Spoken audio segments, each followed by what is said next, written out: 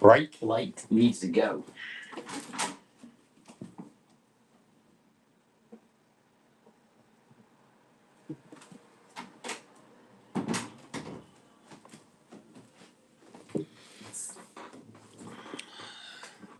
Good evening.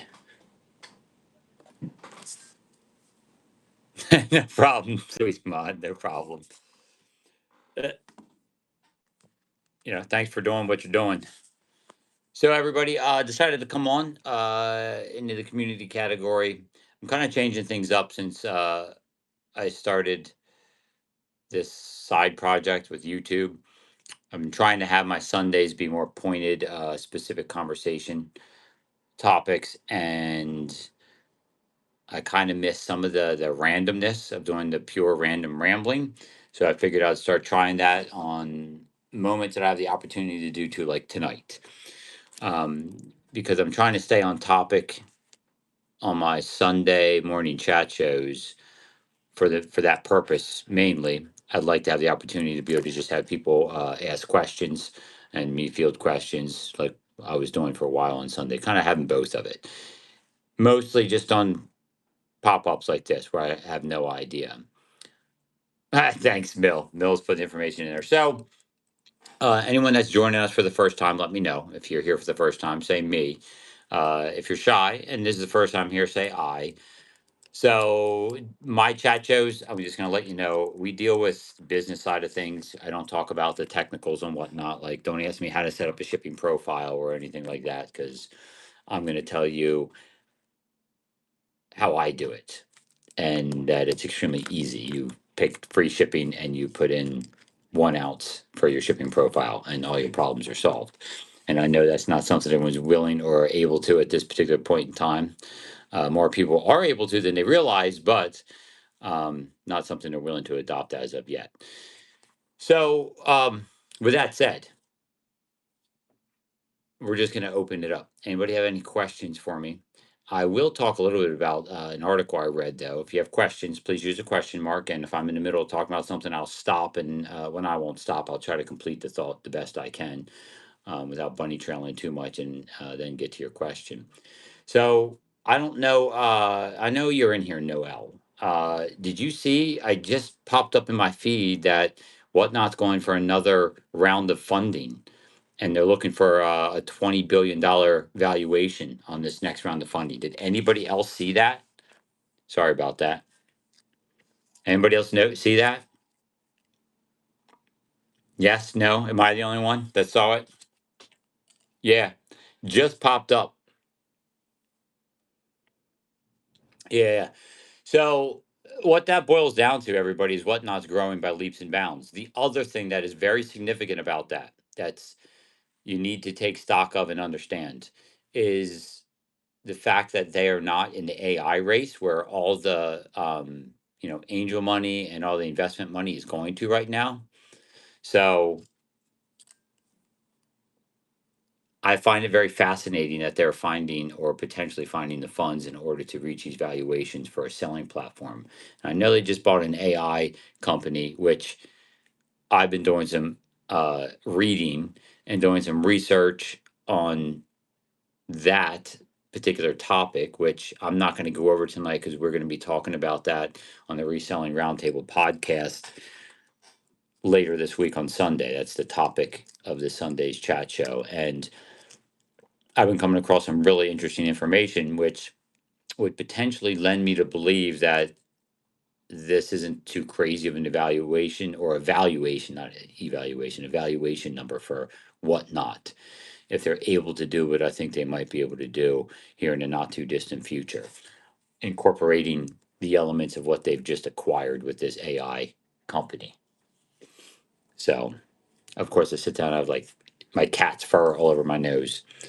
Who owns Whatnot? I think it's still privately owned uh, for the most part. I forget what their names are. There's two founding principals involved, and I don't remember who they are. There you go. Zoe's Treasure just put the information in there for you. No, they're not a public company. They're going to be. with all this investment money behind them, funding rounds, they'll eventually go be going public. But right now, they're not going to go public.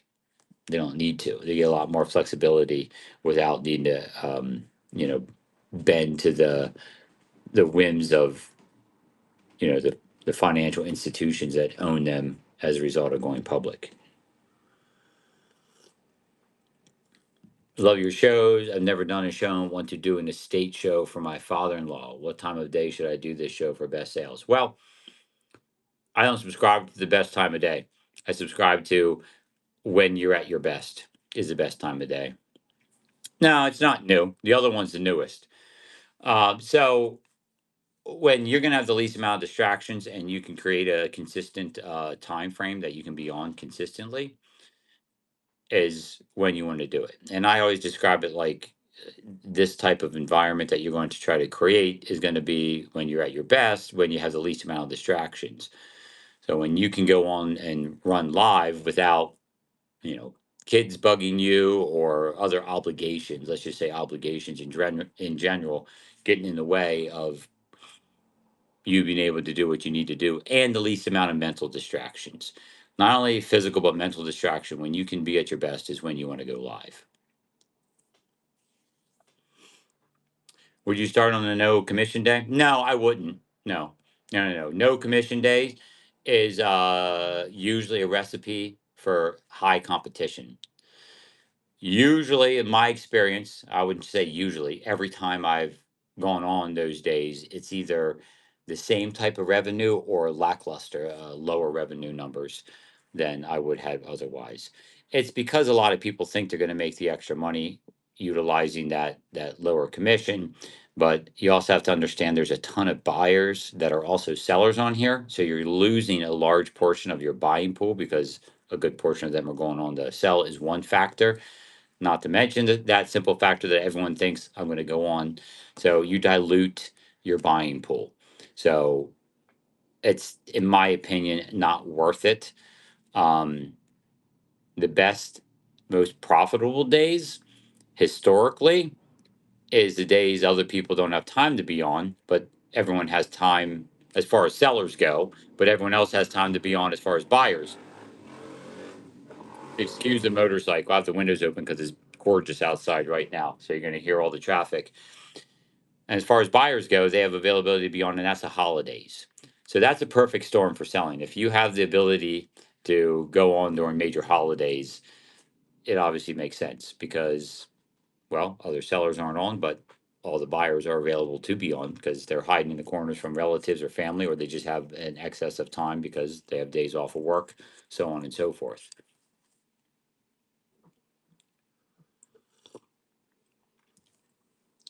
But I'm going to make a small prediction. My gut's telling me I'm going to go back to this funding release, and then I'll answer your question you just put in there. We'll kind of weave this in between questions. My prediction is when they go for this next round of funding, I think they're going to get a higher valuation than 20 billion. I think they're going to be like the 22 to 25 billion dollar valuation. I think that's going to be the minimum. There's a potential for it to be a little higher. That might be a little excessive, but mm, just the lead that they're starting to establish in this market and the recognition that they're starting to prove conceptually for in this selling environment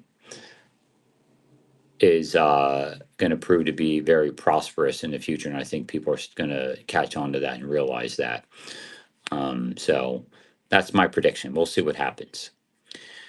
I have over 1,000 pieces of jewelry and I just can't pull the trigger on whatnot. Should I sell it outright to one seller or find someone to sell it for me? Well,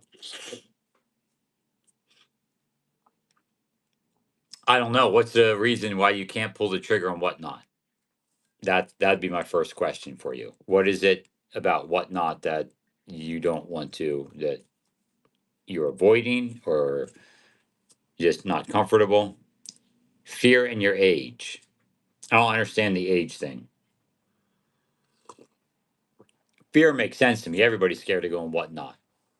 when they first start. I mean, some people a little less than others, but the age things are relevant. The age things gives you actually an advantage, in my opinion. Let me tell you something. Gut feeling and intuition and instincts have a lot to do with success on here. And the older you are, generally, the more of that you have. And if you're worried about the physical appearance as far as age goes, there's no rule or regulation or requirement for you to show yourself if that's a factor that's going to affect you in your selling. So use the strengths that you've acquired over the multiple years that you've been alive in order to outsell other people that don't have those attributes. And I'm telling you right now, those attributes are a higher asset to you than people realize. And as things progress, and as I continue to talk about some of those elements here in the future chat shows, and what we're going to be talking about with the AI, um, what that's going to bring. What you have is going to be more leverageable towards value than what a lot of other younger people have not obtained or acquired through their experience in life. So don't fear that aspect. As far as fear itself, fear only lasts as long as you're willing to avoid it. Okay. Whatever you're avoiding, it's how long your fear is going to last. So you got to get in and just do it. Um, so that would be my suggestion. As long as you know you're going to be able to get access to more merchandise, because the other thing I'm going to tell you right now, 1,000 units goes like that on here. Okay, 1,000 units goes like you can go through 1,000 units like nothing.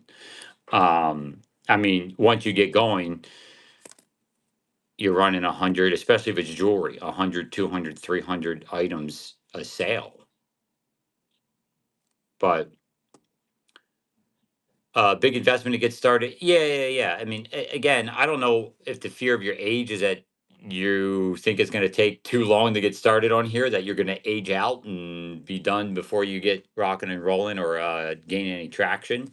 But if it's more the other attributes I was talking about, then, you know, yeah, it's going to take time and it's going to take effort. But the thing is, you already own the assets you need to get started. If you already have 1,000 items and you're not going to run things, you can run shorter shows for a while until you get traction. But the fact that you already have 1,000 items that are already, you know, pretty much what I would consider sunken costs, or it's inventory you already have to sell to get started. As long as you realize that, yeah, there's going to be front load marketing expenses, is what I refer to them as. You're going to be taking losses on selling your merchandise, but that's the same thing as marketing here in this type of selling platform. But all that aside, if you really wanted to sell it, my suggestion would be to sell it, don't consign it. And if you do decide to take the avenue of consigning, make sure that they're a licensed, established company. All right. Don't consign to some random person that you think has really good sales on a platform like this or any other platform. Make sure they're established.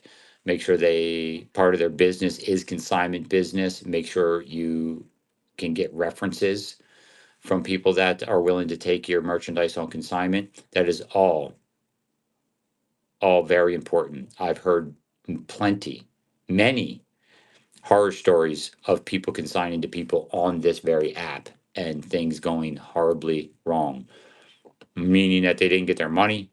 People just blocked them and shut them out. They didn't get contract signed. They felt that they could trust the person. You know, all kinds of horrible uh, stories that I've heard now with people giving people consignment inventory. So don't do it unless you get some credentials to back it up, and they are definitely established in their business for consignment. SS. All right. Do we have any other questions? It's a perfect time of day. It's about 7:30 here where I'm at. Your gray matter should be going spectacularly right now. A lot of people should be done with work. Did you watch the video I sent you? It's a forecast for how tagging, clothing, jewelry, other items, corporate control might affect the reselling industry. Yes, Mill, you're talking about, was that the one where they were talking about like the buyback programs and stuff? Yeah, yeah. Yes, I did. Um, I was actually going to talk about not that exactly, but some of what pertains to that. Um,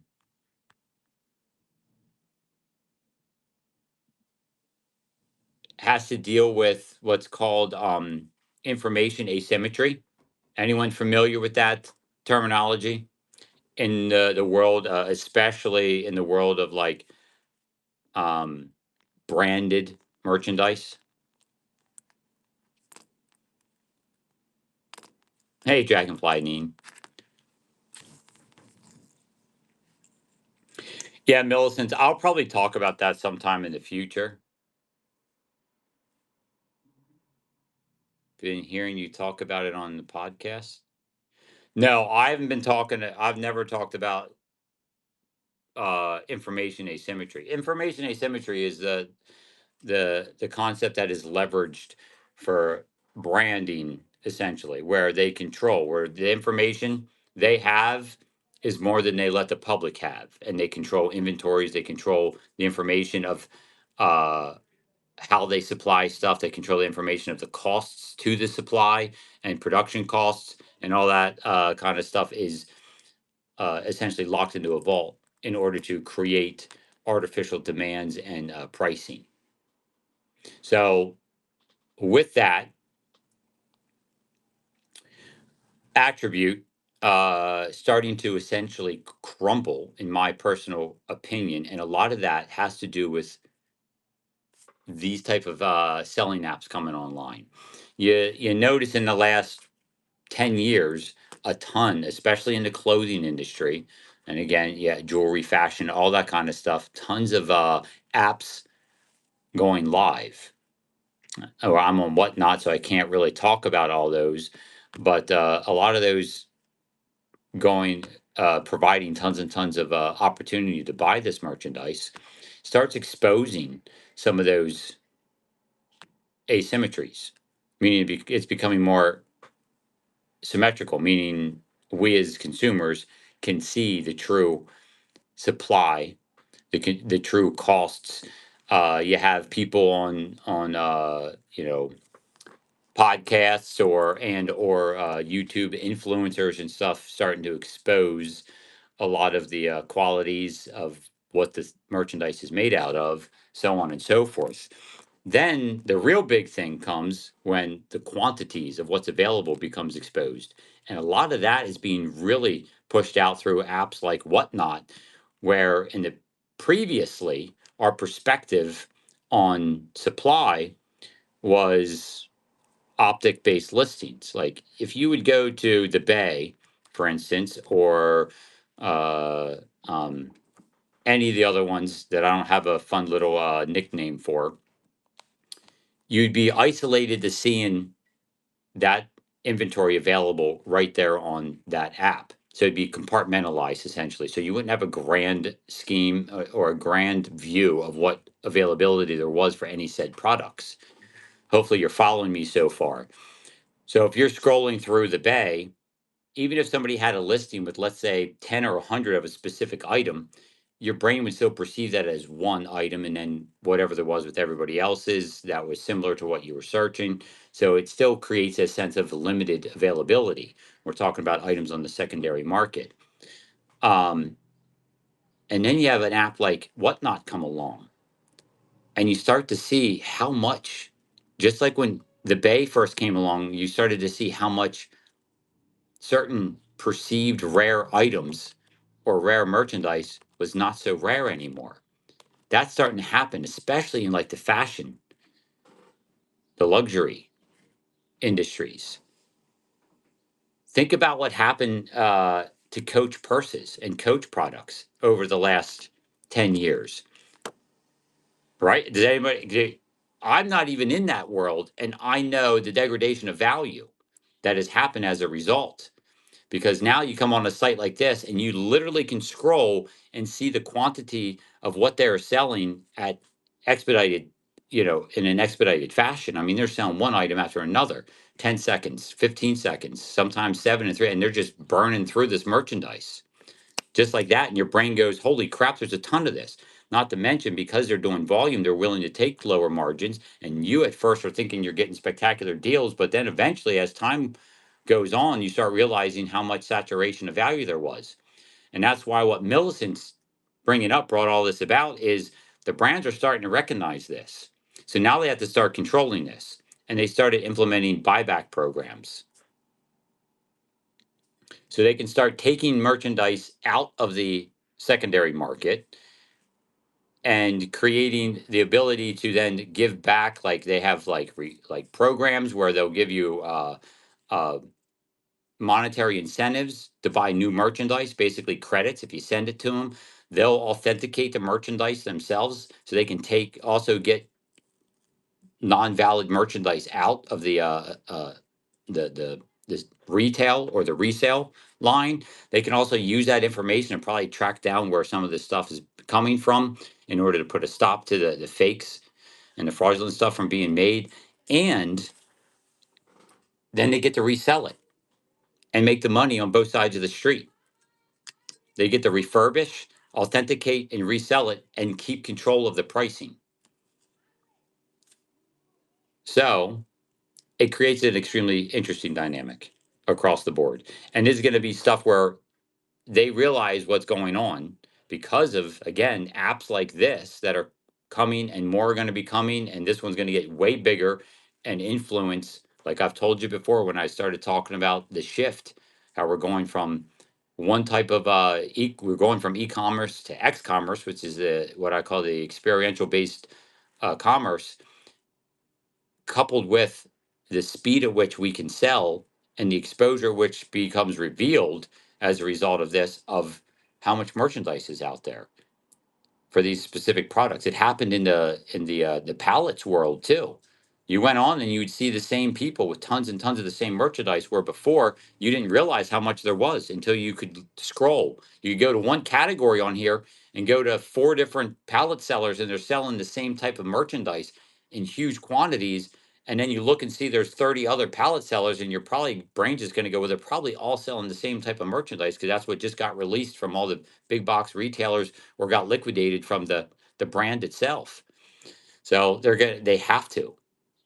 They're gonna have to start putting additional controls in place for name brand higher ticket items, because who here has recognized very quickly how mid-tier brands have gone down in value on the secondary market colossally, and the higher brand stuff has now come down with it as well.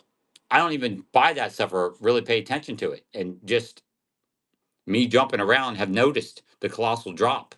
Anybody else noticed it or no?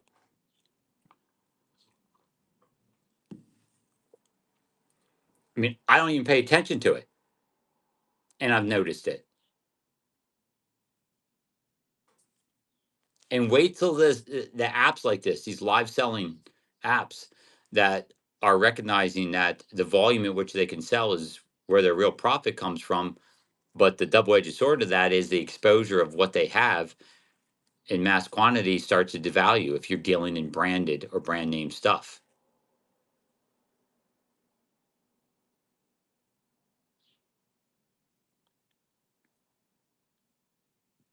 Seeing a lot of higher percent of fast fashion. Yeah, yeah, yeah. You see that too. They're getting killed from both ends.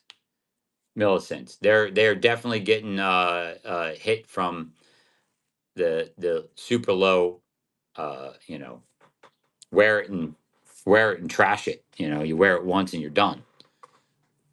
World. So this solution, in my opinion, stick with what you're doing.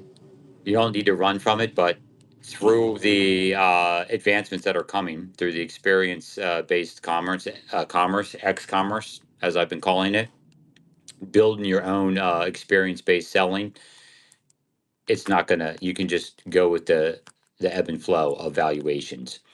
And your goal is always to keep inventory as limited as possible, sell through rate as high as possible.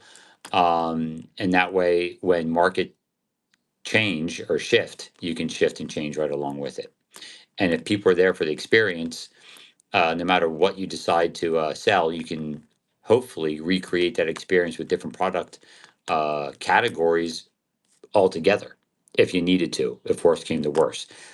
And that to me is a colossal asset, again, that this type of selling environment provides that you can't get anywhere else. Essentially building your own experiential brand. And like I said, wait till we have our chat about the AI and how I think this is all going to plug together, and how that's going to potentially, not potentially, I don't see how they're not going to do what I'm thinking, how it's going to exponentially change the way people shop.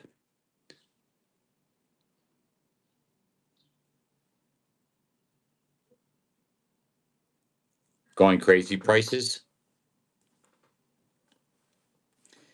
I mean, what I think are crazy prices now, they were even crazier.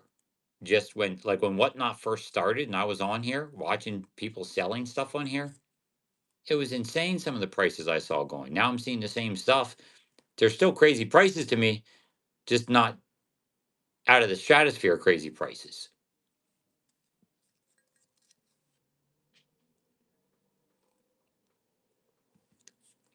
Anyway, enough of me rambling. Did I answer? Was that a bunny trail off of one question? Did anybody have any other questions that I missed in between? Yeah, and here, Millicent, was I correct in remembering that these brands are actually creating relationships with like the donation centers? Didn't they start creating networks with them and programs?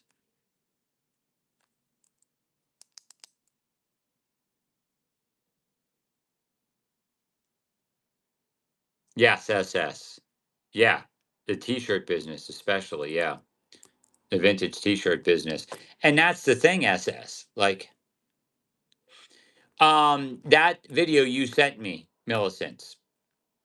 I believe there was a segment where they were talking about the gentleman that had that video was talking about how they're creating connections with like the big donation centers like Goodwill and things like that, where they're yeah, where it's not even that's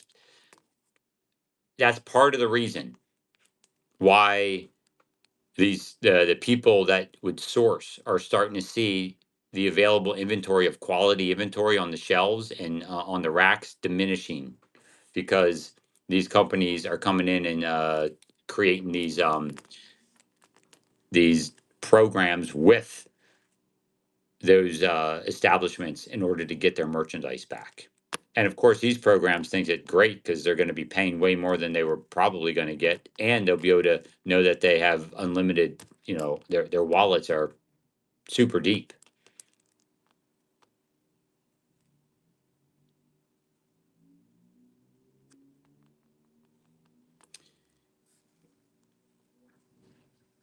Send back unwanted old clothing that then goes to rag houses. You mean like just general old clothing?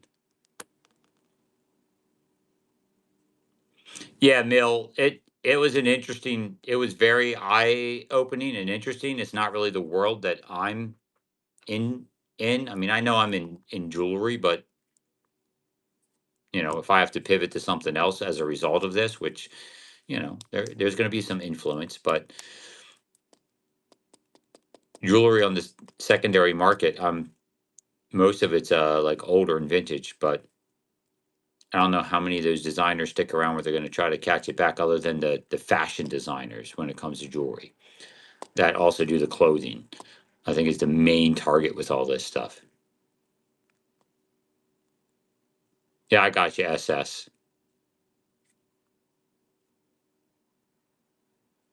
Oh, that's cool. Swagtastic. That's great. Yeah, I mean it's all in the beginning stages right now.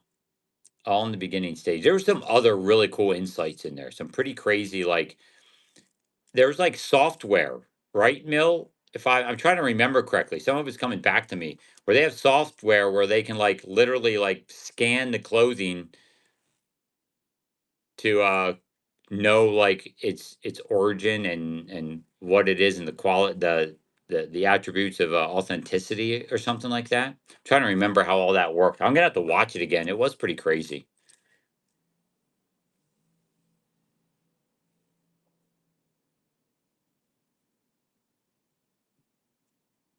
Yeah, yeah, Millicent. Yeah.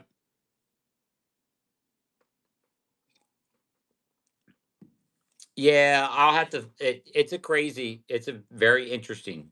Like Millicent said, contact Millicent's. It was a very interesting watch. It was a while ago that I watched it. I just don't remember. I'm trying to go, trying to utilize my memory banks here, but it it shed some light onto things that are going to be affecting especially the fashion world as far as clothing and products go. Yes, fantastic. Yep. All right. Got any other questions? Interesting. I haven't done a random rambling quite from the start like this. It's interesting to see where we're going here. The little bunny trails we're going on.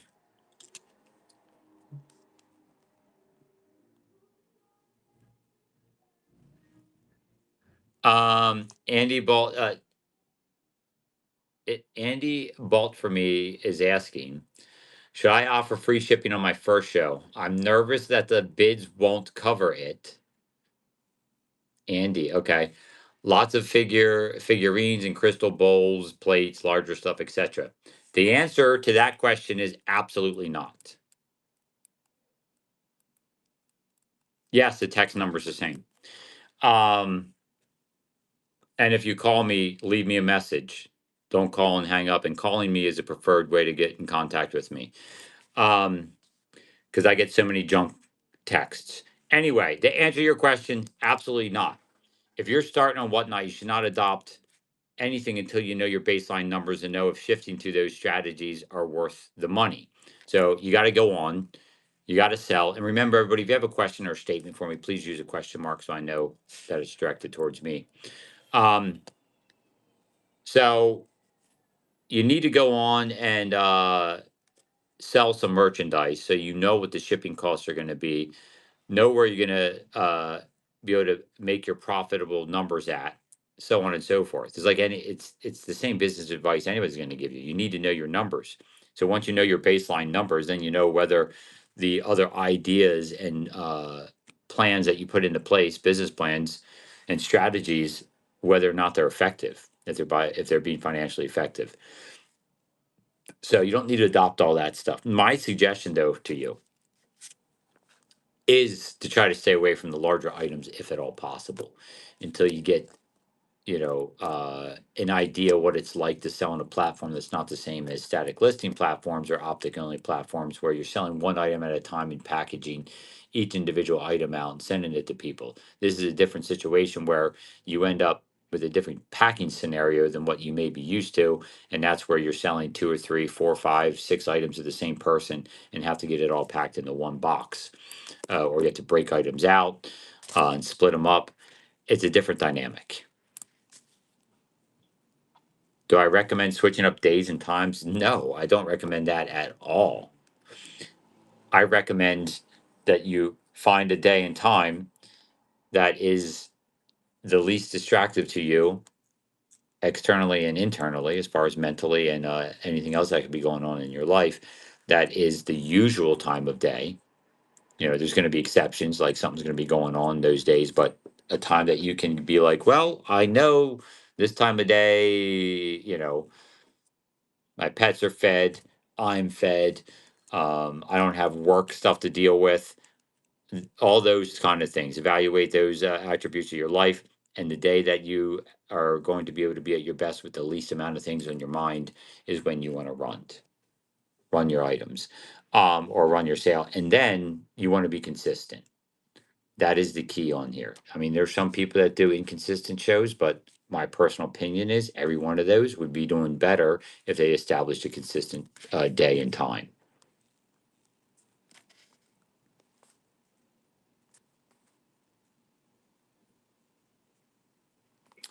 Any advice for a small time seller of jewelry and coins? Have been on app 3 years and really struggling to sell anything the past few months. Well, were you doing okay previously, like several months ago?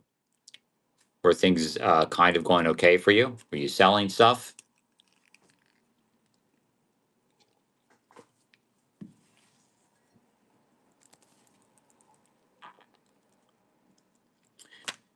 And you've seen a colossal downward shift in your sales? Okay. My suggestion, you already know what my suggestion is going to be. You really have to take a look at what potentially caused that. If you were doing something that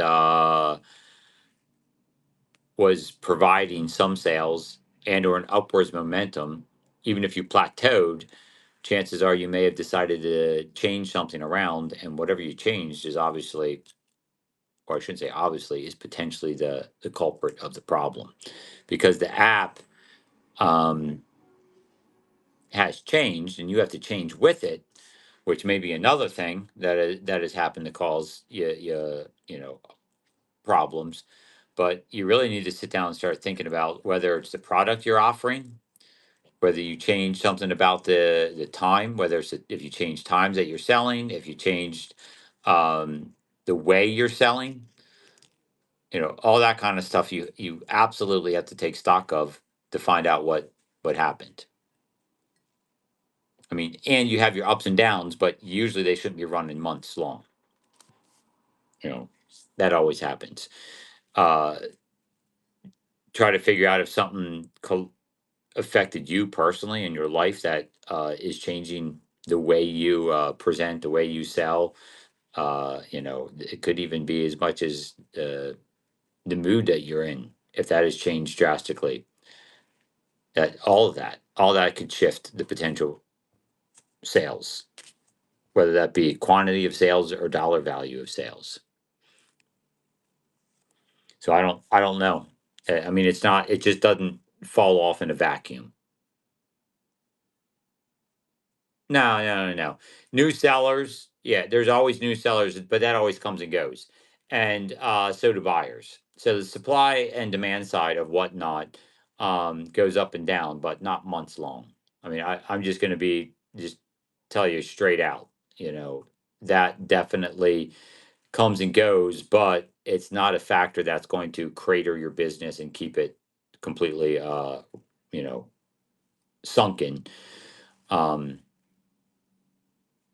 because I've been on for 5 years now, over 5 years, and you see the ups and downs where there'll be a time frame where there's a ton of what feels like more sellers than you think there should be, and then they start bringing on tons of buyers, and you get tons and tons of new buyers, and that just goes back and forth.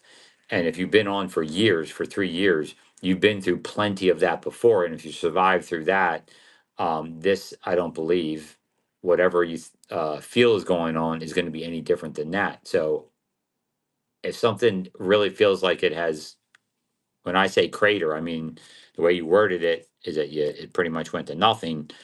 I feel like there's something else that's going on. If it was a little bit of a change, maybe it's increased in the category you're in, could have increased competition. um, but as far as cratering to pretty much a non-existent selling basis, I don't think it's any additional competition that's coming on.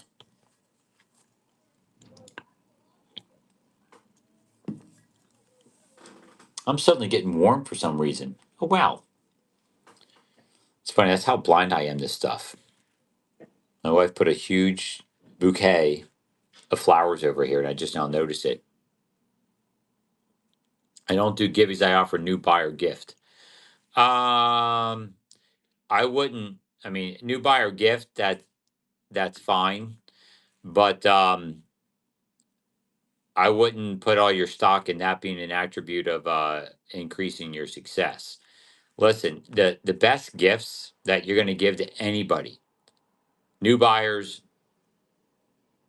old buyers, you know, whatever stage they are as a buyer from you, is creating an environment of value or I mean, that's the easiest. Again, we're going to go back to my experiential principle. Like, if you can create an experience that elevates the value of items, that's the ultimate option of success here on this platform. But to get started, value is always an easy experience. People always love the experience of a deal. So, and a deal is easier to make if you have quality products to sell. So if you're selling quality products at a start price of a deal, that's a value to every buyer, whether they're new or old. So again, I don't know what you changed, but I would refrain from spending resources on gifts to new buyers and instead reallocate that uh, resources that you're spending to better quality products at lower start prices.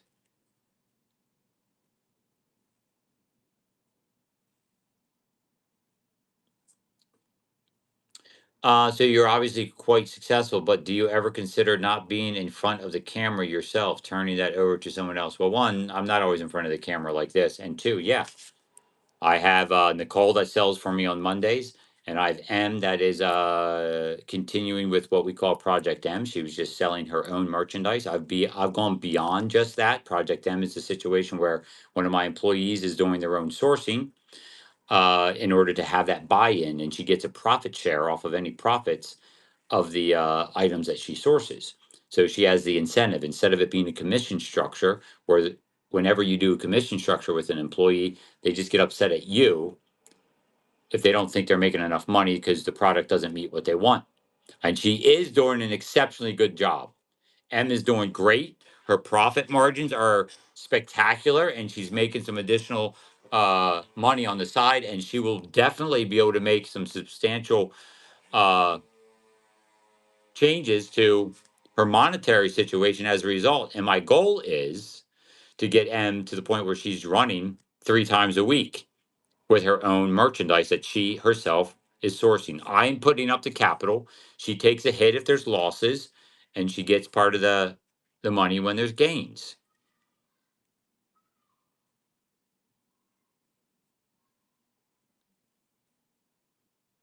That is great. Do you feel that Monday Gal does as well as you? I just can't get into her show for some reason. You talking about Nicole in the evenings? That's a different. That's a Yeah, yeah, yeah. I'm shifting that sale. That's partially product based as well. And whenever I'm having sellers sell things that are not highly interesting, they're obviously not interested in selling it, and that comes across. So I'm going back now that sterling silver has come down from the ridiculous highs that it was at, where it's more obtainable now, where I can have her selling higher valued product and better quality merchandise. We just did that on Monday, and it went amazingly well for us.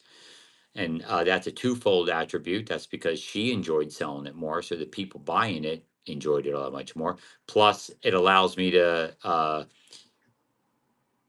inject the experiential principle that I want to happen, where before some of that was taken away. And what I mean by that is the live sorting, because if I bring a pile of silver that I bought from a scrap buyer, someone that buys jewelry and scrap sterling silver, and I buy it, they're forced to go through it live, which creates an enjoyment factor that people love to participate in or watch. So it builds that automatically, provides that automatically, and she enjoys it more, and so does the crowd. So I can't blame Nicole. And I also didn't have any training involved. I just started doing small tidbits of training. recently.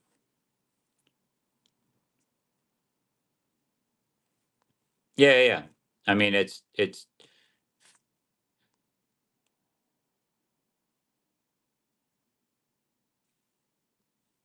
sure. I'm not going to give you the detailed structure. I'll give you the principal outline. So someone's asking, the profit sharing for her is very interesting. Can you elaborate more on how that differs from commission and the exact structure of it? So you go through these hardships. The value on this app is very frequently you as the seller, the experience that you provide to the buyers, the branding you create that is highly associated to you as a person, and the problem to get somebody else to have the same reactionary aspects or the same drive or the same willingness to be that involved is not easy to do. And you have to figure out how, or I was trying to figure out how to make that happen. First off, I start thinking commission structure. I came from a commission world at one point in time. I did mortgages and real estate. And I knew very quickly that when you go from something that large that can be a career, people have the drive for it. And whenever things aren't going well, it's not them that's the problem. They always think it's the person they're working for or the product that is made available to them. They don't realize that it is them that is really the problem. Nothing changed. They always think it's something outside of themselves that is causing the problem. And that happens with commission structure. If I were to hire somebody and pay them on commission, you might have someone that has a drive to sell and to increase the value in order to get the higher commission rates, but it's more likely because there's not a lot of people that have that mentality. And if they do have the mentality, they're going to go sell things like real estate, cars, or things that create higher commissions and higher pay than what I would be able to give selling items on this platform. So to create the buy-in value is what you're looking for. Ownership, ownership of the merchandise, ownership of the entire environment. It's Project M. She will create her own base of followers, she'll create her own base of buyers that will be outside of what I do as well. She is her own person. She has a personality for it, but to harness the personality for it, you have to have the totality or as much of the totality as you can, almost like having it be her own business. And the way to do that is to require her to buy her own merchandise, to source her own merchandise and sell it and learn along the way what works for her and her style of selling and her buyers that she ends up gathering as a result. She gets full control for a large part of the sale. Okay. Obviously, I do have guardrails and certain requirements that are still cohesive to the business model and the overall style that we want to be the brand Green 13. So the structure is she goes out, buys the merchandise, and then she has a tiered percentage based on certain valuations, like up to a certain amount, she gets a certain percentage, and then another block of profits on said purchase. Like she'll buy a bunch of stuff, she'll run that stuff during the show. We'll commingle all the purchases she runs on the show, and whatever profit she makes has a breakdown. So it starts high to make it worthwhile for the first X amount of dollars. The percentage goes down, and then it goes back up again to incentivize higher valuation sales, and then also to incentivize her to not get discouraged if it's not a high profit sale. She still gets paid for her time. That's why I structured it that way. So like there's a block of there's a dollar amount that a higher percent, and then there's a dollar amount lower percent, and then uh, a dollar amount that goes higher again when it hits a higher percent. And then I have a stretch goal percent. Like if she does a sale where she gets into a $10,000 profit, she gets stupid money.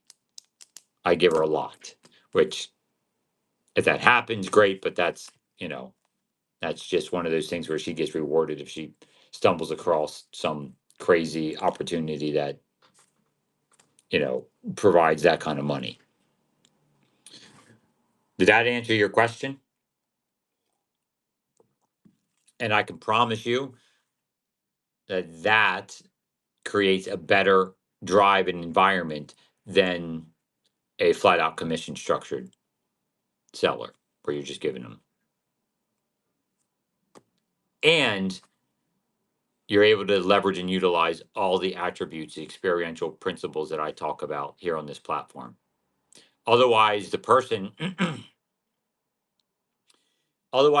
also, let's say they just get on here, their incentive to make more money, if it's just commission, could just be like, oh, let's go faster. That doesn't help your profit margin. Does that make sense to you too? If it's commission, the commission seller has multiple ways they can try to increase their commission. They can either try to increase it by trying to get the price to go higher, or once they figure out, well, all they have to do is increase the quantity of items I sell, and I can get higher commission, which means you could be left out with way lower profits because you're paying the same commission.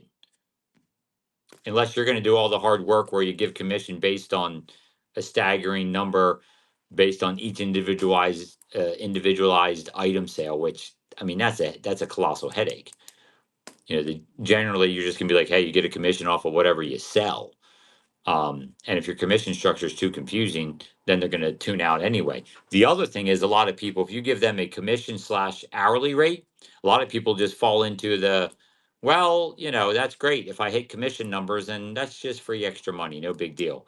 And then they're just getting paid hourly, and all the drive to increase prices and everything you need in order to capitalize on the potential exponential multipliers of value on live selling platforms like Whatnot, they just go out the window if it's just a hourly rate person that views their commission that way. It's just a little extra bonus.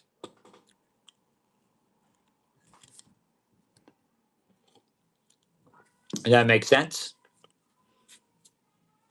So hopefully that all made sense for people that are looking to maybe expand their business here on Whatnot into hiring people. And not all categories are that way. All right. Not all categories are right. There are certain categories where you can create a trainable system that doesn't require, like that's why you see people hired a lot for like the card breaks and all that kind of stuff, because there's a systematic, those are like, those are more like hiring someone at a casino table. I mean, I'm just going to flat out tell you that's the way, you know, there's strict numbers to like the mystery pool stuff. There's statistics to that, and there's probabilities, and there's it's averages and aggregates, and all you have to do is know those and then teach the person how to sit down and sell within those lines, and you can make a very trainable system that way, just like you train a blackjack dealer or a poker dealer or a roulette dealer at the casino. It's kind of the same type of thing. So that is not the world that I'm in. All right. It's kind of quirky. I feel random ramblings here. What else we got? What does your shirt have? I don't know. What is that? What is that Roman numeral? Yeah, probably like 14. I think that's what that is, right? I think you're right. Because this is like one of the early cards we did.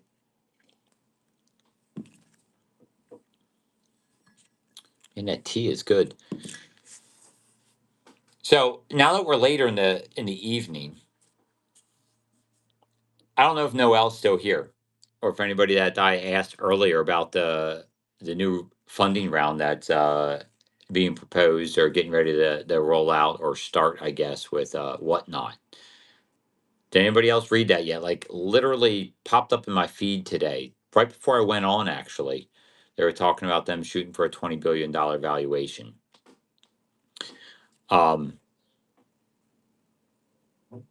And with that, coupled with the AI company that they bought, I think we need to be prepared for some, minor disruptions over the next several months. I think if they start rolling out some pretty resource intensive programs that they're going to be testing, be prepared for potential glitchy or rocky roads at certain times while we're selling.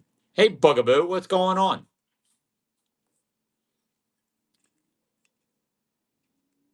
IPO stock. I think they're going to go a while without IPOing Square Pig. I think they're going to go a while, especially if the AI attributes start providing some of the benefits that I think it may. Um, I think they're going to really have the freedom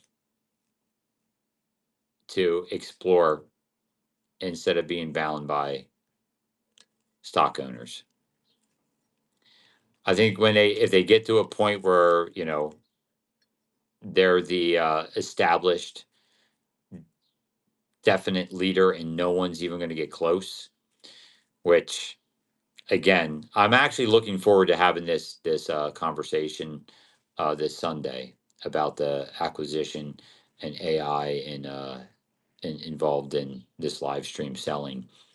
Um, it has the potential to really solidify Whatnot's lead in the overall live selling market. I don't know what kind of access some of the other platforms have, but if they play their cards right, they're just they're going to be able to dominate.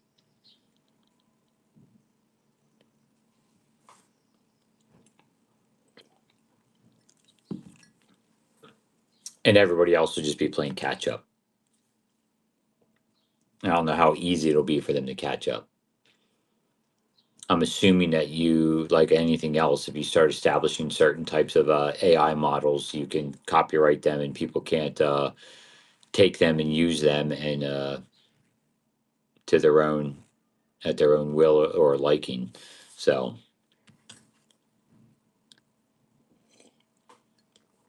all right, Square Pig, what's going on, by the way?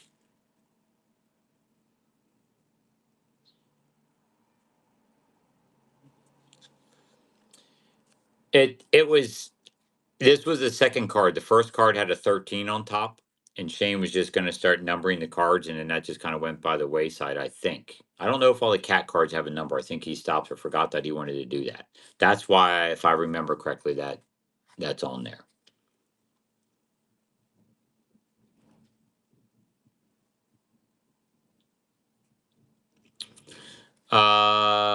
You're excited for it. TikTok was starting to pull bigger sellers due to commissions only, but I still believe this is a better option. Been churning through your Warhammer estate following your model. So thank you. Well, you can only thank me as long as it's working for you, Square Pig. So hopefully that's the case. Um, I I'm really happy about some of the things Whatnot's doing, and obviously, as you know, not super thrilled about some of the other things. I like the two commission structure changes that they've made. Square Pig bringing that up, the new tiered structure that I'll be shocked if they don't fully integrate, if they do away with it. And the per item, the 15, if you sell something that's over $1,500, you don't have to pay anything from $1,501 up. You don't have to pay any of the Whatnot fees.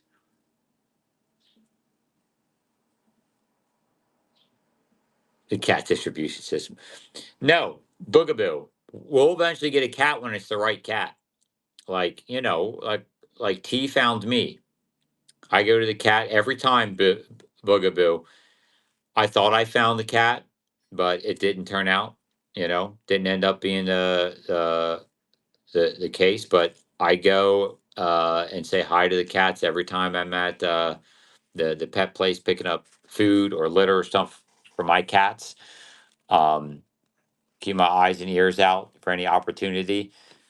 And when the right cat finds you, you know it. Anybody that's a cat lover, and anybody that has pet cats that They know. Just like, well, it's not just cats. Dogs are the same way, from my understanding. You just find the right one. You like somehow it sinks in perfect, right?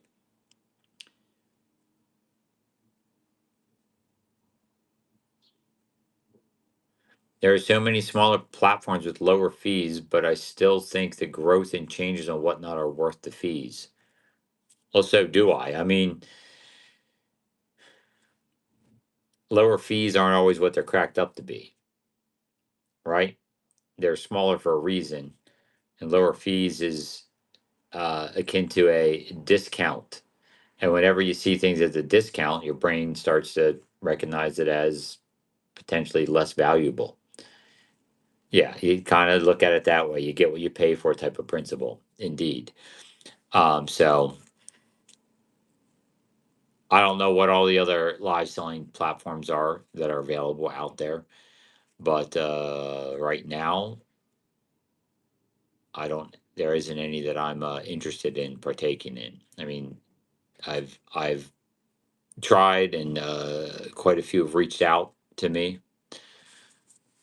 and I'm too familiar now, too adjusted and ingrained with whatnot to really make any changes.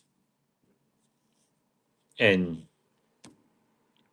everything they're implementing, with the exception of a few things that I think are unnecessary distractions for us as sellers and for buyers. I'd much rather whatnot keep their focus on other attributes to and or things for the sellers to capitalize on uh, creating a better experience for buyers. And I don't think that involves things like little fun games where you have to enter giveaways, or like, seriously. Now, I know somebody was joking, but in all seriousness, I don't run giveaways, and I do that as a strategic part of my selling. So now they have this thing where you earn reward points that do you little to no good. You just get to buy things that show people how much time and effort you spend um, on the app to just win points, not by buying anything. I love discounts. Right with the party nine. I love discounts. Take it to rate. I love discounts. You know the drill. You and you alone can feel free to plug your shows. Let everybody know what you sell when you sell it. And anybody likes what they have to say, please bookmark and follow. Remember, everybody, one and only one person can plug their show. That's the rater, and the rater only, which can do so up to 2 or 3 times in the next several minutes if they so desire. Again, thank you for the rate, and I hope you had a great and wonderful show. So, again, that those things where it's like, hey, leave this person's show so they can go over to this other show and enter giveaways, or you have to do X, Y, and Z, and you may not be able to accomplish all that in one person's show. You know, I'm not a big fan of that. I'm not a big fan of creating distractions, especially. I mean, if it was stuff that dealt with providing them with monetary benefits, which I know that's potentially going to happen in the future, but it's just a colossal distraction. You know what else is a distraction right now? What's the newest thing? It just threw me for a loop. Evan's like, hey, guess what? And then I saw it some today. It has to do with the chat. Anybody see that? I don't even know how that happens. Is that part of the point thing? Can you earn that as part of the point thing? Yeah. Where did that come from? And how do you, like, what is that part of the point system? You get that? Yeah. No. I mean, I hope everyone, it turns into white noise in the background for everybody. Can everybody not see it? Is it something only the seller can see? Or can everybody see?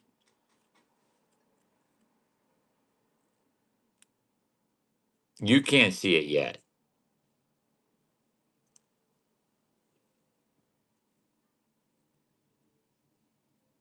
Only if you have the beta. Yeah, people can have like rainbow colored texts right now.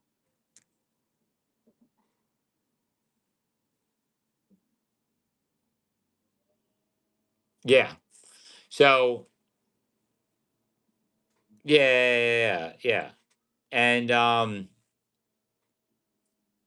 I'm sorry, it's nothing. I mean, it's a distraction.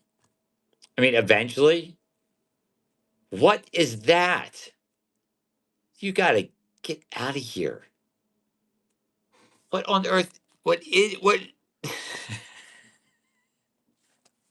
Why?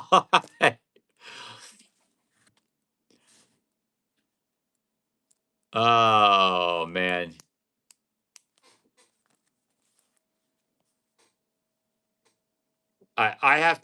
I have to take a picture, right? I got to take a picture so people can see this.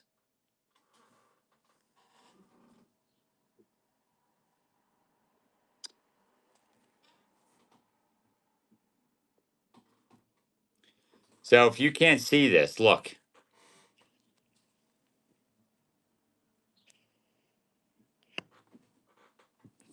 Look. These are just one of the features that's happening. I don't know if you can see that. You see that whole fancy ombre style text block right there? Yeah. And then they can also make their text like different colored, like rainbow colored. And it's just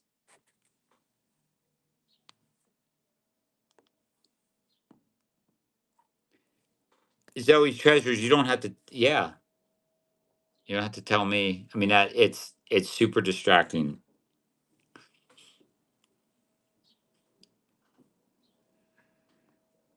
I don't know how many there are, or I don't want to really know. I am, slightly concerned about. There's nothing I can do about it, but I'm going to try to do everything I can to not acknowledge or refrain from acknowledging it because I think it's nothing but a huge distraction.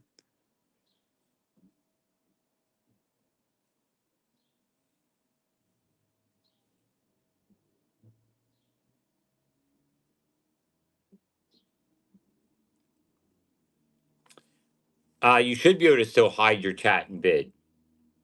If you don't have that option, that should be available to you unless it went away again, but it was just available to me yesterday.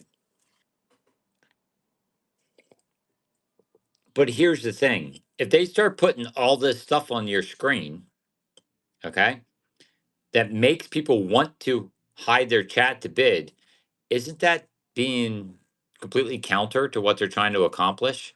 Making people less engaged with community principles?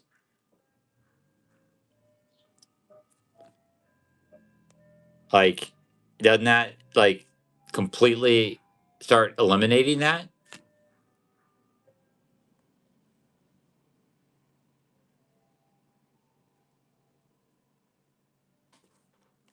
I mean, who here likes that attribute? When you're in a room that you really like, okay? One of the attributes that you really enjoy about it, right, is the community. Yeah, the social aspect, which is the differentiating factor that makes this extremely more valuable to sell on. So, visual and sensory overload, I they have to. There's no way they don't know or aren't aware of it. And I showed you the screenshot of how much visual real estate we are being limited to now. The more they keep adding stuff, if you have show notes in your show and they have that little bar up telling you how you can win points, and it's and if you're the type of person, like I said in the past shows recently have been saying this a lot, you have, an item pinned or a flash sale, or one of your mods pins a statement and all the chat super high, you can't even see what's going on.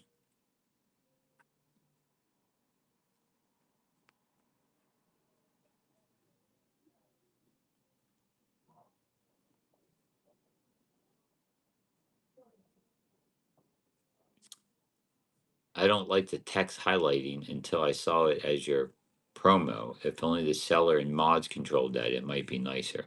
Yeah. Yeah. If like there was like mods got special text colors, is that what you're talking about?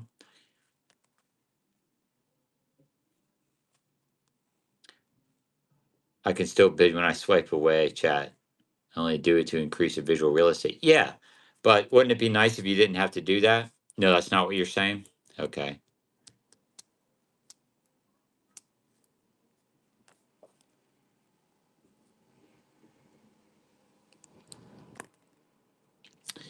I don't. I just don't like a lot of that stuff as a seller. It's distracting to the seller. It's distracting to the buyers. I know. I mean, hopefully, if they're incorporating it, eventually they just kind of slow down on that kind of stuff.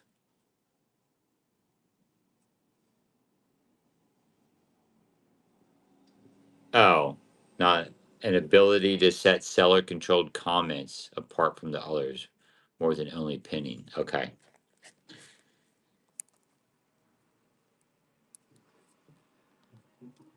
Push what up? What do you mean? Then you would have to push it up more to the top of the screen. You talking about your merchandise? You already have to put your merchandise like up in this little tiny section in order for people to see it. You have an item. Speaking of items, everybody, don't forget.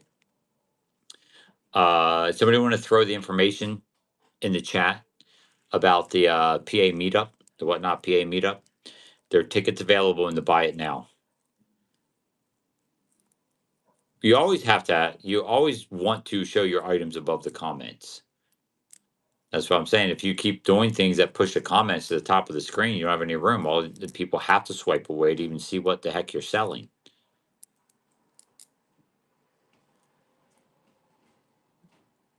There you go. Zoe's Treasure just put it in. Make sure, I'm telling you, it's going to be a good time. I can already tell. It's going to be fun.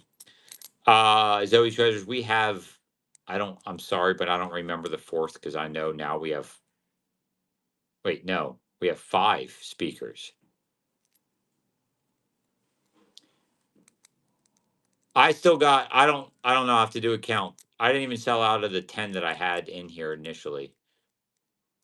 So I haven't really pushed the pedal to the metal and selling them because I'm kind of thinking they're going to sell out pretty fast. So I'm letting it to kind of disperse over time. So you only have 18 left. Well, you're a better seller. You shouldn't have given them to me.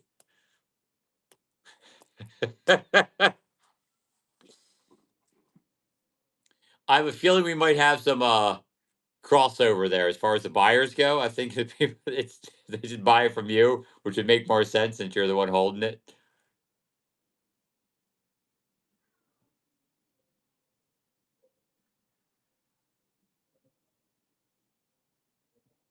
What? What are you asking?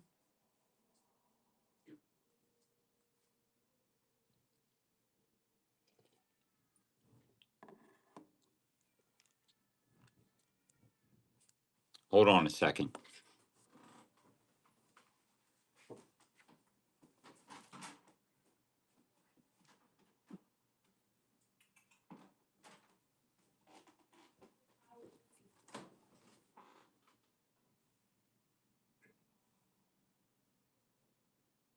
Oh, is that recorded? Yeah, it's recorded. Yeah. Yes, it is. Zoe's Treasures. Better seller than I am. Absolutely. It is recorded. I didn't know what I guess it's getting late. I'm out of it. So I just did. It's on the record. It is recorded. It'll be on YouTube. Indeed. Yeah. I think I sold like I keep forgetting to put them in buy it now in the sales, but we'll get them sold. I know I am a slacker. I am. So anyway,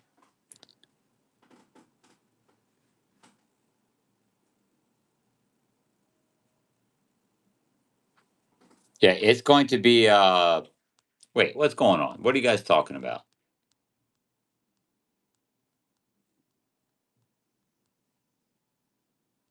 I don't know. I must have missed something. That's okay. Suddenly I'm getting warm for some reason. Sun's going down and I feel like the temperature's going up. Liz, What's your question of the day, Liz? Oh, she's going to the meetup. What's going on, Liz? Yo, apples or oranges? Apples if I have only oranges to pick from. Now, if you ask me like apples or clementines, that's a little bit harder. That would depend on my mood. Right now I have both, so depending on whatever my mood is, I can have one or the other, and it works out perfect. Now that you mention it, navel oranges, yeah. Sometimes around here they're not always the best. Sometimes they just the consistency to them is not consistent. So you met Liz on Tuesday. That's not fair. I haven't had a chance to meet Liz yet.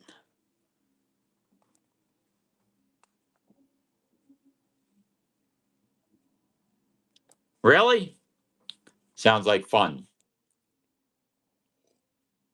A sleepover, huh? What are you doing, Nyla? Cat doing cat things over here. All right. Unless anybody has any other questions, like I said, I just decided to come on so I could do some random rambling.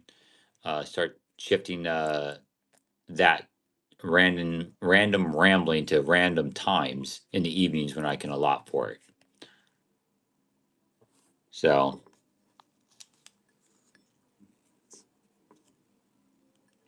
why don't you, Liz? Why don't you? If you guys have a question, feel free to ask it. I still got a few more minutes. It just seems like people are out of questions, which is, oh, I think that could be a good sign, right?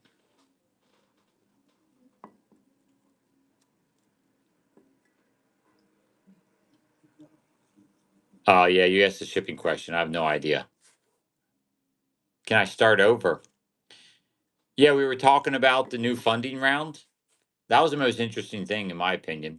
And then we got actually that's not true. We got into like the information asymmetry principles. We did that. We talked about that. We talked about how because of that being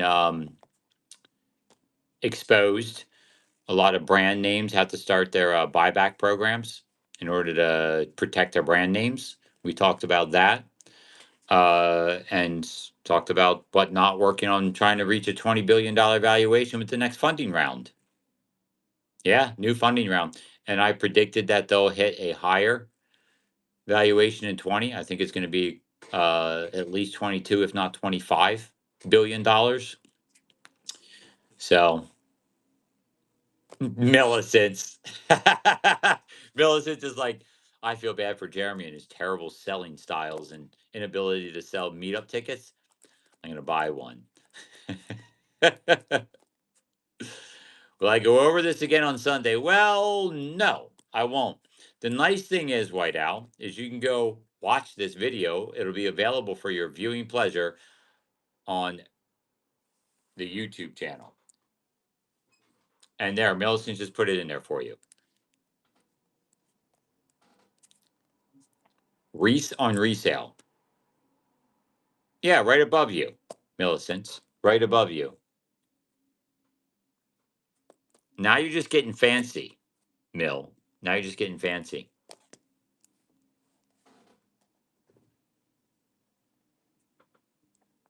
What would you hire your first employee to do?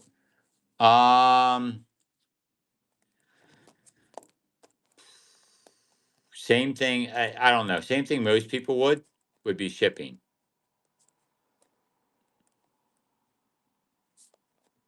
What's that? Reminded of my show. I don't have to be reminded. I just saw it and decided to point to it instead of saying it. Because whenever I say it, when I say Reece on resale, people mistake it and always want to put resell. And the fact that Millicent's put it in, it was a lot easier to just tell them to, it was like perfect timing. Yeah, shipping is always the thing I would go to. It's always. But I think I've said this before, depending on what I was selling though. depending on what I was selling.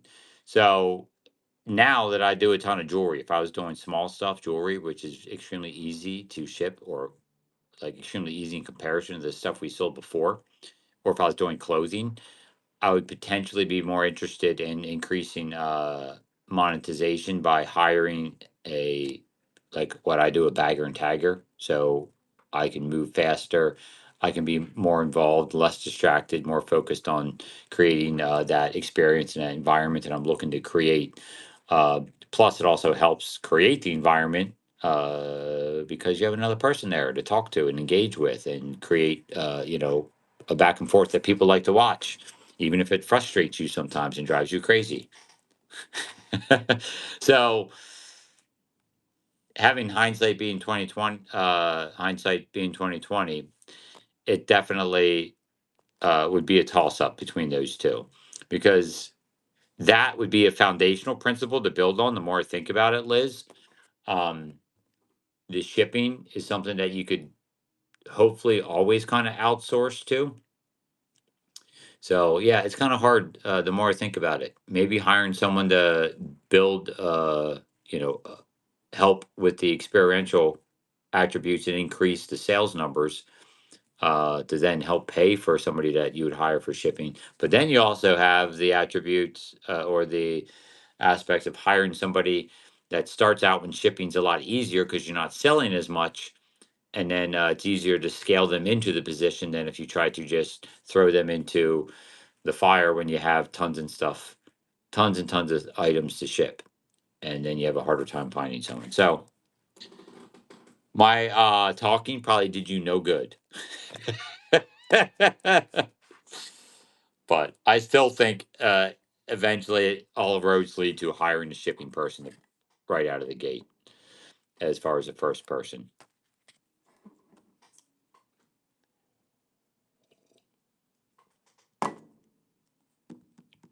Yeah, I think that's always the thing everybody wants to do. I mean, honestly, after I stopped doing shipping, because I used to do a lot of the shipping for our business when it first started. And then we hired Steve-O to do shipping very shortly after. It didn't take long till it was like, all right, I want this off my shoulders.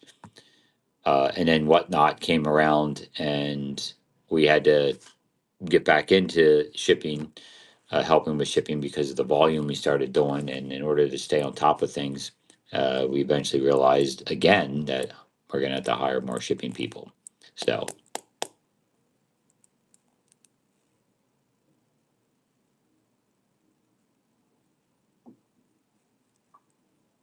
yeah, Liz, um, let me just tell you something. Here's the other attribute to hiring someone for shipping. Whether you like it or not, everyone here that's a seller, tell me if this has affected you. Selling a bunch of merchandise and then realizing while you're selling it that you're going to have to ship this stuff as well. You can't tell me that doesn't affect you during your sale. Either helping, making you decide to end sooner, or influencing the way you're selling or just your mood in general, because you are anticipating all the work that's going to be going into uh, all the shipping afterwards. It just becomes a self fulfilling prophecy of a downward spiral, essentially, or potential downward spiral, or negative at the very minimum attributes to your sale. My brother talks about this. It doesn't really, or didn't really hit me that much until we started talking about it, because we've had a shipping person since the beginning and we only had to help here and there. Bill would talk about that aspect, that if he knows he has to ship the items out, how much that affects him during the course of the sale. And then when he knows he doesn't have to do the shipping, how much that affects him during the sale. The only difference is one's a negative effect and one's a huge and colossal positive effect. So there you go. Optimization Truly, if you want to optimize, I feel like hiring somebody would help you optimize the effectiveness of your sale.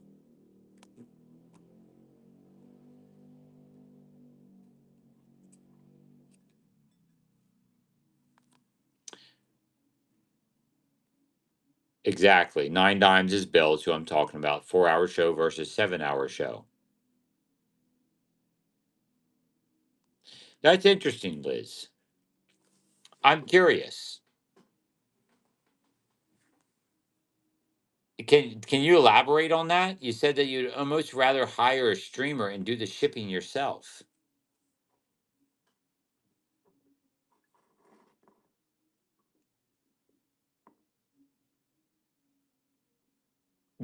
I'm kind of slightly intrigued by that statement. I'm curious.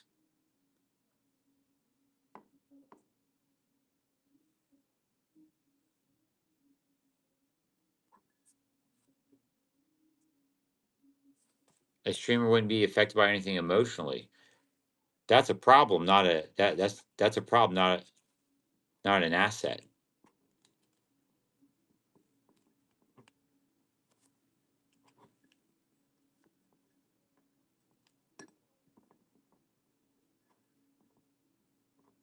Emotional responses, real life situations, all that kind of stuff are part of what selling on here is.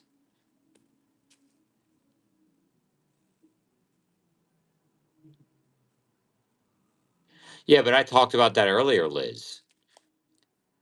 They do, but they also, because they don't do what's necessary or take stock of the effects that increase value. So look at it from this way, Liz. You have somebody that is just an empty shell running items. This is an environment that the value comes from the experience that you provide. That person's going to provide a shell of an experience because they don't know that stuff. They're not going to learn what's necessary in order for things to be moved upwards or downwards. They're just going to sell. They're going to be like a robot. I've experienced this. And I was just talking earlier, if you go back and watch this, about Project M and how I had to completely change the approach in order to have her have the buy in attributes that you're talking about not having.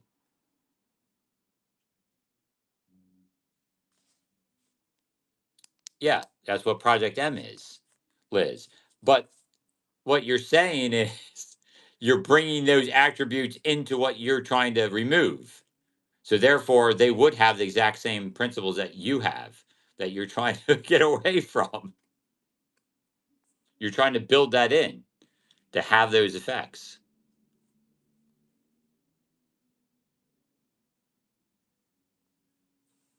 Yeah. And yeah, it's a toss up. So, at the expense of going over this again, just a real quick highlight. Actually, I should just ask you, have you heard me talk about how I run Project M, Liz? And that'll be accelerating here because she's doing a great job.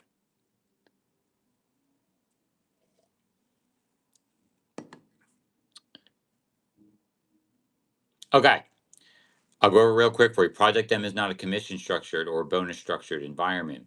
It is an environment that I create what you miss if you hire another person to do it and pay them like a commission structure. The commission structure they get in the 1 to 2 factors where they're just like, oh, it's just an extra bonus, and they sell normally because you're paying them hourly with a commission, or you have somebody that blames you if they're not making enough of money, which creates the negative environment as well. They just get upset because they think you're not giving them the appropriate or correct product. So the incentives are not there to create the environmental states that you need and the experiential environment that you're looking for in order to leverage the value that this live selling provides.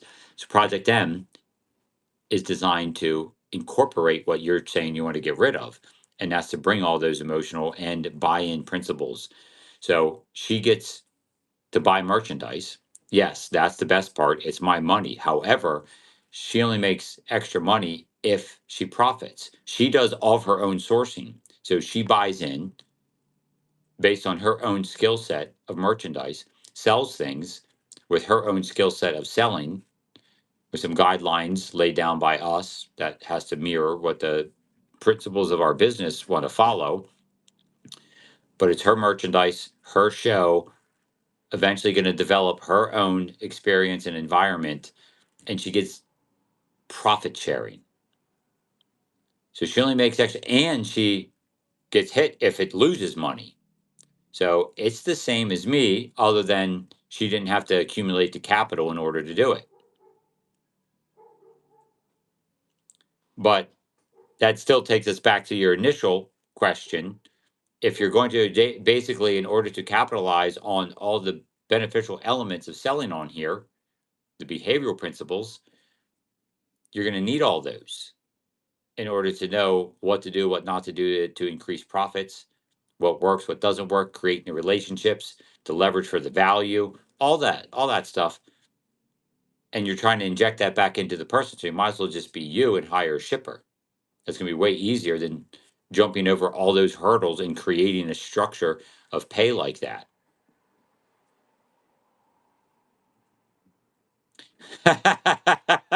Bill, do ya?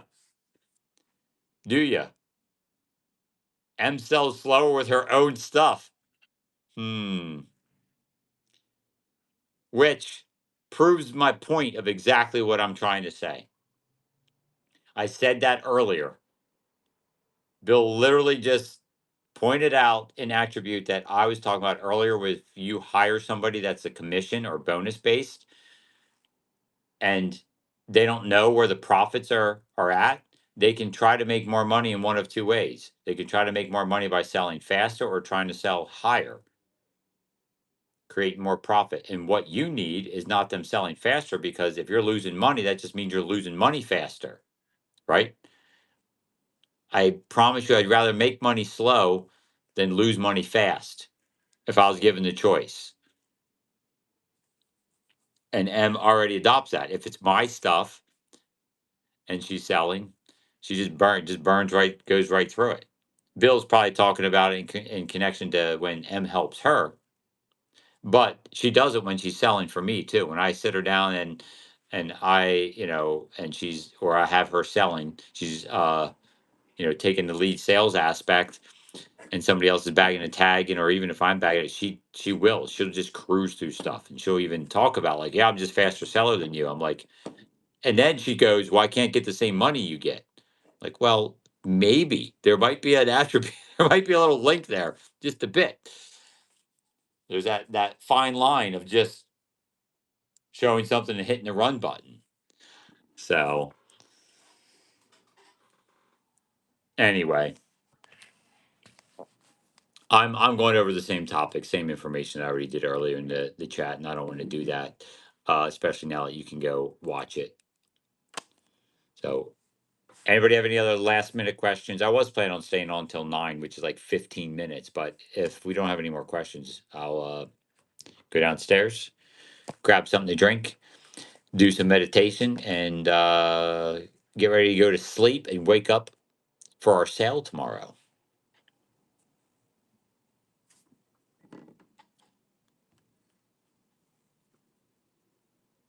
What is tomorrow?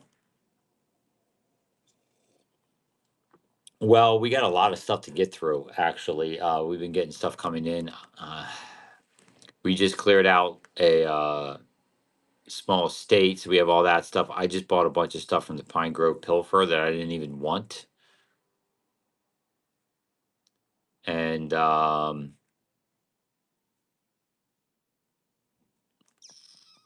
what else? It's going to be probably mostly that stuff, and then some other older stuff that's been sitting around in the warehouse.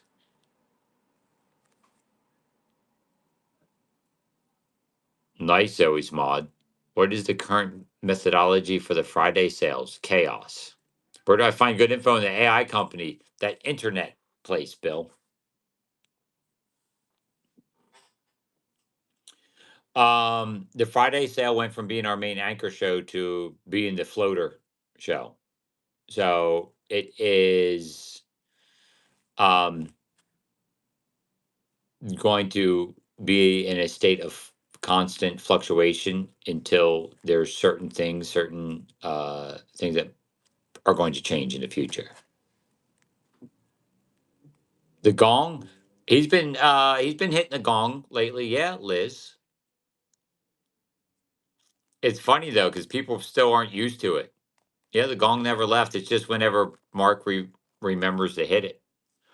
That just tells me you're not in the show very often or long enough, Liz.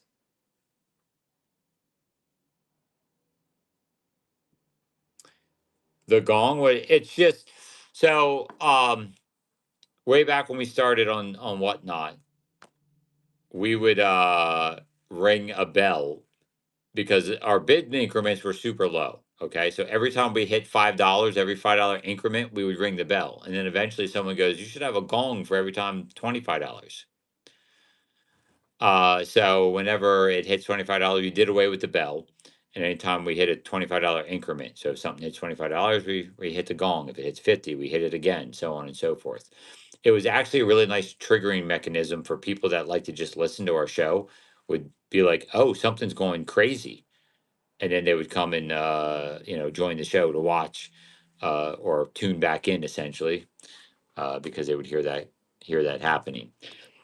So that's what the gong. It's just a thing we've been doing for almost the entirety of our time on whatnot. The lighter structure with joking and everything, yeah, we're pretty tired by that point in time. I am. I'm exhausted from live selling every day of the week. You can probably tell it. Like everyone gets cranky. I feel like people get cranky. You say it's like relaxed. The lighter structure. And it's like, my back hurts. My legs hurt. And I'm just like, I need a chair. You should have seen her. It was hilarious. Her trying to run stuff while she was sitting in the chair. I do need to take more Wednesdays off. I do. I hate how serious your watch shows are. What? Everybody. It's like the three bears, right? I have, you know, the baby bear, the mama bear, and the papa bear. So the watch shows like the papa bear, right? Is that how that is? My jewelry shows are like the mama bear, or and then the Friday shows the laid back, relaxed, the baby bear. Is that how that is? Is that what we're saying? I was like, I hate the seriousness of your watch. Why? Because I gotta be all grouchy. Yeah, square pig. Yeah, I mean, I don't go and watch anybody else in the watch shows. I feel like they're fine in my show now.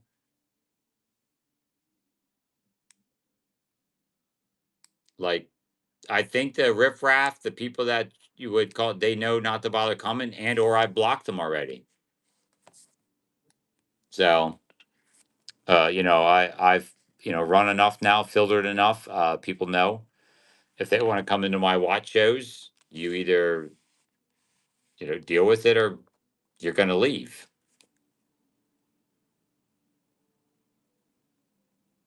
Yeah, and we're talking, Liz. We're talking specifically about my watch show, but apparently, and they were. I almost got to the point where uh, I don't know if you were there, Square Pig, last year. And everybody, when you're selling on here, don't be afraid to do this. I mean, I know it's easier when you get a little bit bigger, as far as substance behind you, as far as the seller goes.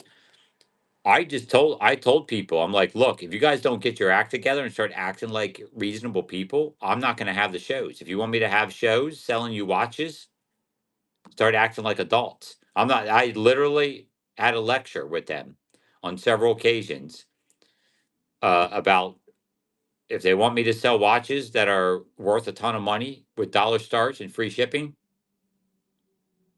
I don't need to. I told them, I'm like, I don't need to deal with this. I can sell jewelry on Wednesdays. There's no reason for me to have to deal with the irritation and the ridiculousness. And I'm telling you, they were ridiculous. They were knowledge snobbery across the board. It was crazy. The infighting amongst the crowd. No, I know more than you because I've been doing it X amount of time, so on and so forth. They all wanted a one up who knew the most. Everything you sold wasn't, well, that's been refaced and that's this, and you guys are ridiculous for paying those prices, or ha ha, joke's on you. I got that for next to nothing. It was just nonstop. And then heaven forbid, even to this day, you pull out a Rolex, everybody lost it. Everybody lost it. Everybody act like, they were the Rolex experts. It was just, and then everyone started bid bashing. They started trying to degrade the value, tried to say, like I said, everything was either refaced or been modified, or this doesn't look quite right. Suddenly there's a problem with every part of it. It was crazy. So I had enough, and I was, you know, and I've done that now with Rolexes. I'd get vintage Rolexes and sell them. And now I'm not buying anymore because the Rolex crowd can't act like adults.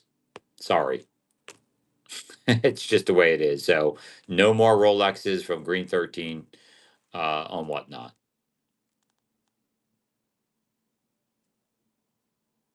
You were there for that? Yeah, it's just ridiculous. The entire everybody gets rowdy.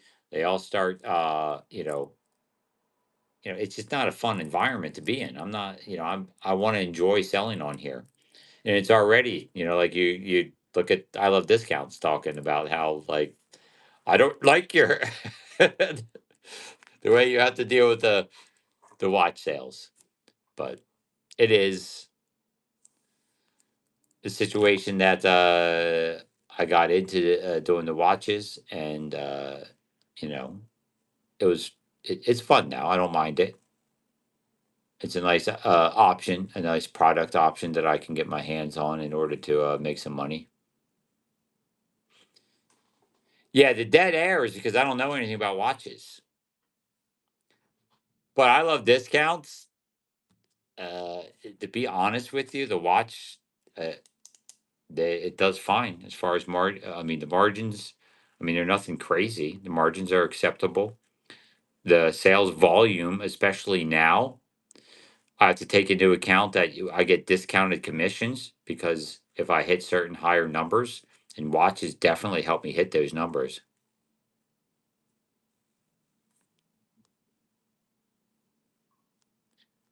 Wow, Kate. That's a commitment. I appreciate that. That's awesome. Oh, I'm going to talk about this and then we're going to end. I was not there for the Lego. I almost sometimes, sometimes you just like to be that grumpy person, right? I'm getting to that age where it's fun to be grumpy from time to time. Maybe you don't know, but I used to enjoy doing that kind of thing when I would go do. That's why I like the flea markets. When I would go to the flea markets, I would just tell people essentially in the kindest way, and sometimes, a little on the grumpy side, take it or leave it.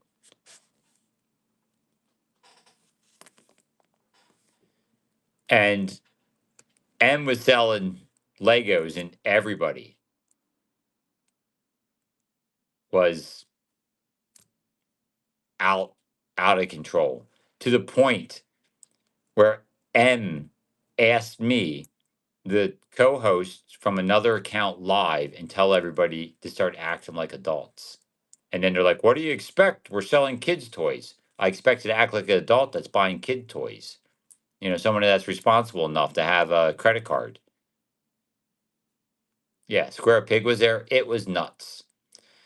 So what I'm getting at is one of these days I'm gonna have one with probably some crazy minifigs, and I'll do the same thing I did with the watch crowd and be like, I actually did. I think I did, right? Square Pig. I told everybody if everyone doesn't get their act together, I'm just gonna end the show. Yeah. I don't know if it got how much better it got. I wasn't there to do the selling. This is when I was on vacation. But yeah. The difference is M wouldn't end the show. And they were still like absolutely crazy. So they wouldn't listen to anything she would say. But I'm gonna see if it was a fluke one of these days. We'll get a pile of Lego minifigs together and do another minifig show. You should come. If we do it, it's probably just be fun for you to be there to see the experience. Yeah, not like they aren't available on here for purchasing, right? There's a ton of minifig sellers. Anyway, in its true nature, random rambling. We're gonna call it a night.